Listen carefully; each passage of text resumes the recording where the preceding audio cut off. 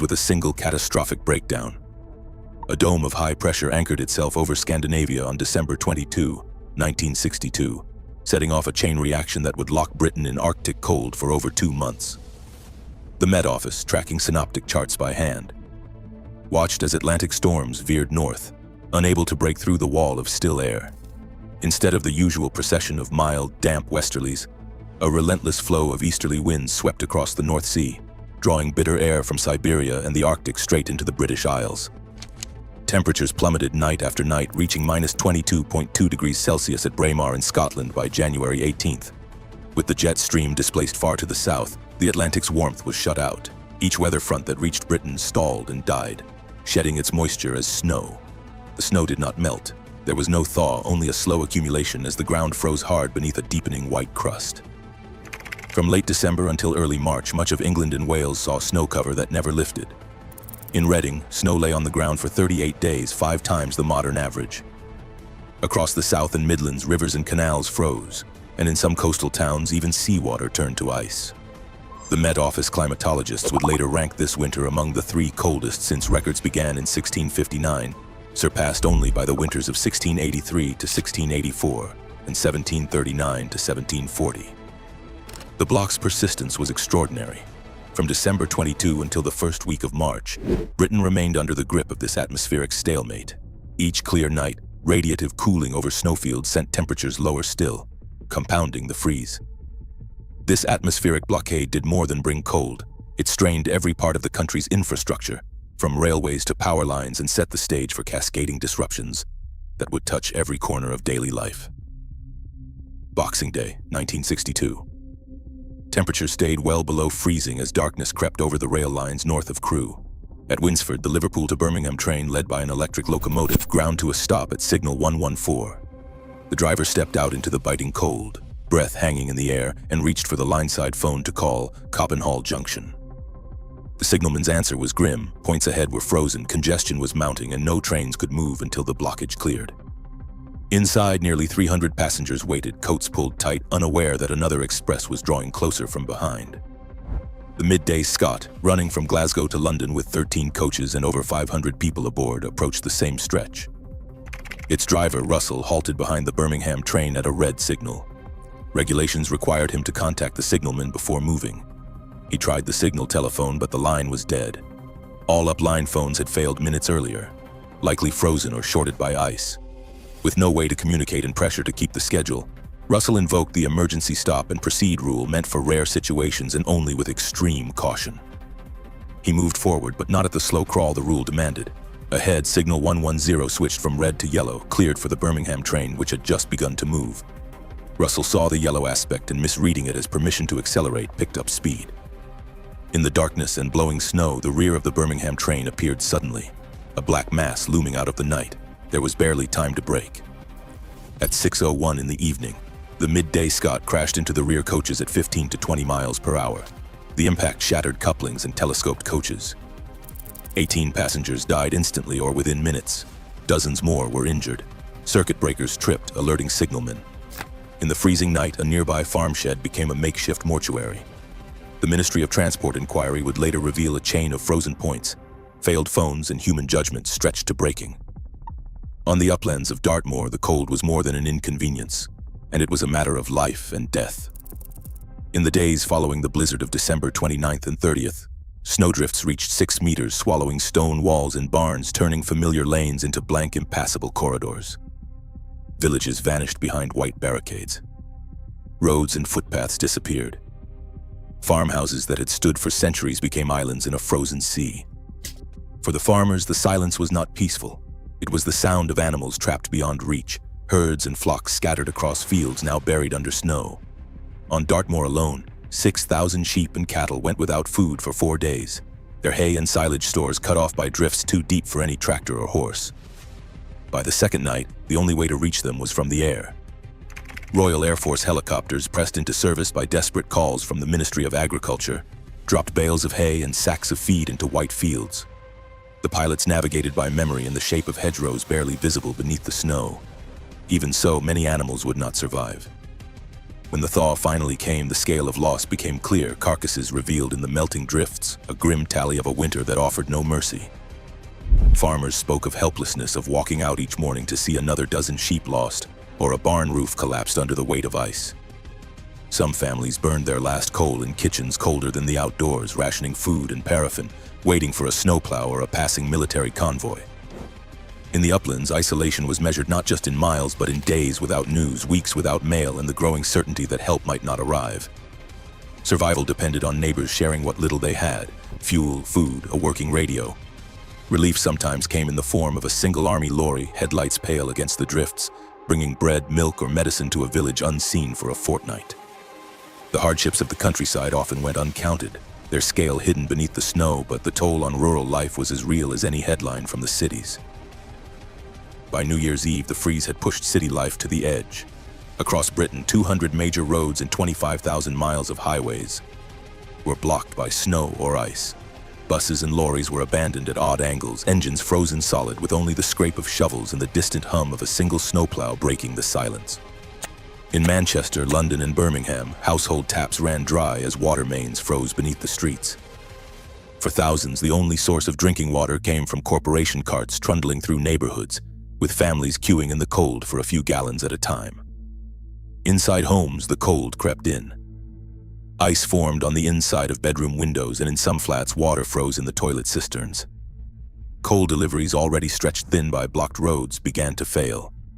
Households rationed the last lumps from scuttles, burning scraps of wood or even old furniture to keep a single room warm. Gas pressure dropped. Electricity flickered or cut out altogether in some districts, leaving families to huddle by candlelight and hope for a break in the weather. Milk rounds ground to a halt.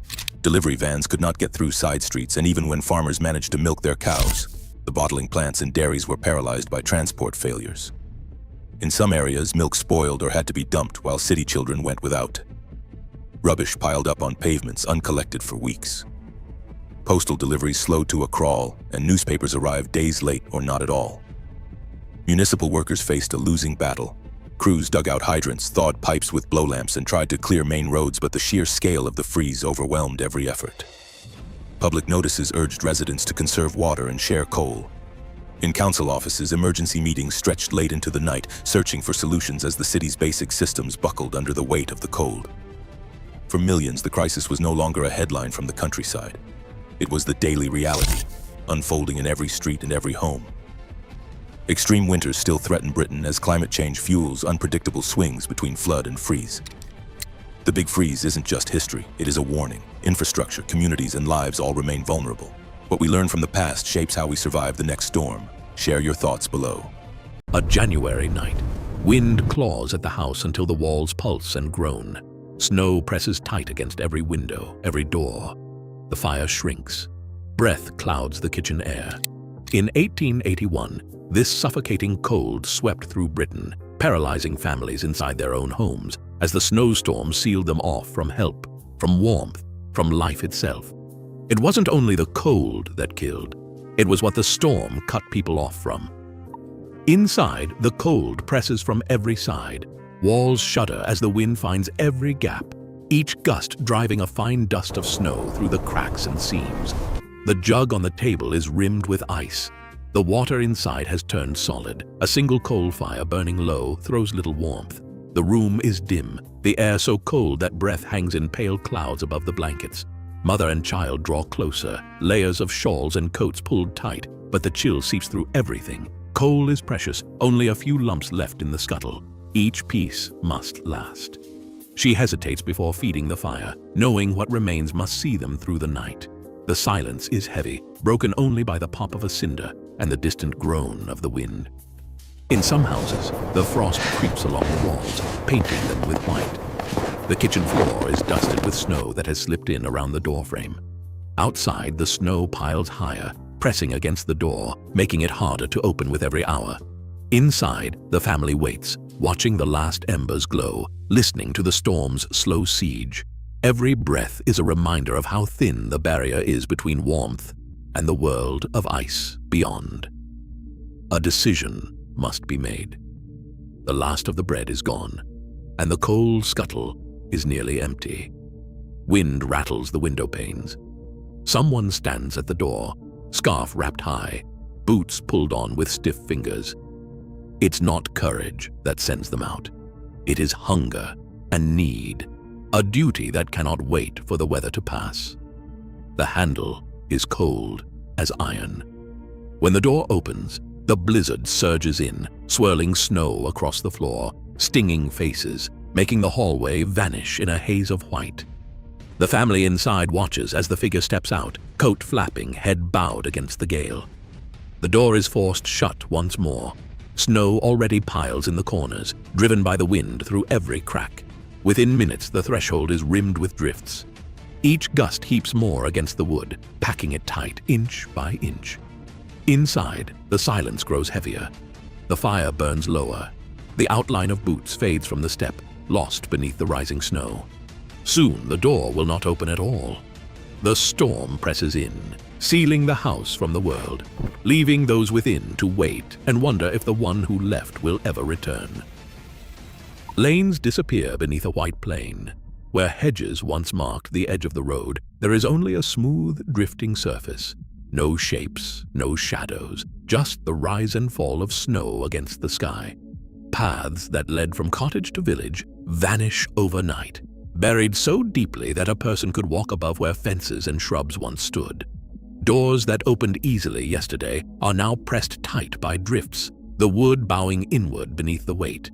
A villager stands in the half-light of morning, peering through frost-laced glass at a world that no longer resembles the one they knew. The lane beyond the gate is gone, erased by the storm. Footsteps fade within a few yards, lost to the wind and the endless white. No post arrives. The usual clatter of the mail cart is missing, its route swallowed by snow. News from the next parish, from the world beyond, is cut off. Even the sound of distant voices is absent. No one calls. No one passes along the lane. The silence is not peaceful. It is a kind of waiting. In the village, windows glow faintly behind curtains drawn tight. Outside, the only movement comes from the wind, shaping the snow into silent walls. Hedges, once a living boundary, are hidden under drifts so deep that children could walk atop them without ever touching a branch. Inside each house, people listen for any sign that the world is stirring, that help or news might break through. But the storm has sealed them in. Each home an island, each family watching as the last traces of the familiar disappear beneath snow that shows no sign of stopping. The waiting stretches on. The tracks vanish beneath a white, unbroken field. Where rails once gleamed, there is only a shallow dip in the snow, barely a memory of movement. Telegraph poles lean at odd angles, wires snapped and trailing, their messages silenced mid-sentence. Along one line, a passenger train sits stranded, its carriages half buried, windows crusted with frost, doors frozen shut. Inside, a single lantern glows in the dark, painting tired faces with a thin yellow light. The heat from the stove is no match for the cold that seeps through every seam. Passengers huddle together, coats pulled tight, breath clouding the glass. Outside, the storm howls, piling snow against the wheels, sealing the train in place as surely as any house. No word comes from the city. No relief train arrives. The telegraph wires that once carried news and hope now hang useless, heavy with ice. By morning, the train is just another shape beneath the drifts. Some lines have been abandoned entirely, engines left to freeze where they stopped. Across the countryside, railways and roads are erased at once, cutting off villages, farms, and towns alike.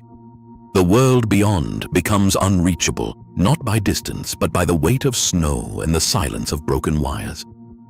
Inside the carriage, the lantern burns low, and the night seems endless. Every hour, the cold presses closer. Rescue will not come soon. The storm has made an island of every place, and every person waits for morning, not knowing if it will bring help or only more snow. A child stands by the door, listening for footsteps that never come. The handle is buried in snow, frozen in place. On the far side, wind scours the yard. erasing every trace. Inside, the elder stirs the ashes, eyes fixed on the drifted threshold. The breadbasket sits empty. Hours pass. The fire burns lower. Still, the door does not open. Somewhere beyond the white silence, a figure lies lost in the storm, like the woman in the parish book who set out for bread and was found the next morning, frozen in a drift. In this house, waiting stretches on, heavy as the snow pressing against the walls. The world narrows to hope and absence. Each day, the door stays shut. No voice calls from the lane. Only the wind answers, carrying nothing back. In the parish book, a single entry records a name and a date. No one speaks above a whisper when the notice is read. Behind closed doors, families count the places at their tables, the empty chair by the hearth. The village moves quietly, measuring loss not in numbers, but in the hush that follows each question left unanswered. A woman went out for bread and did not return. The next morning, she was found in the drift. Her absence was written in the silence that settles over her home. The snow outside softens every sound, but inside the quiet is sharper. The storm has taken more than warmth. It has left a space that words cannot fill. Even now, a sudden storm can still silence roads, homes, entire towns. The lessons of 1881, our dependence, our vulnerability, have not melted away. As weather grows more unpredictable, resilience depends not just on infrastructure, but on each other. Some stories linger in the quiet after the thaw. Thank you for watching.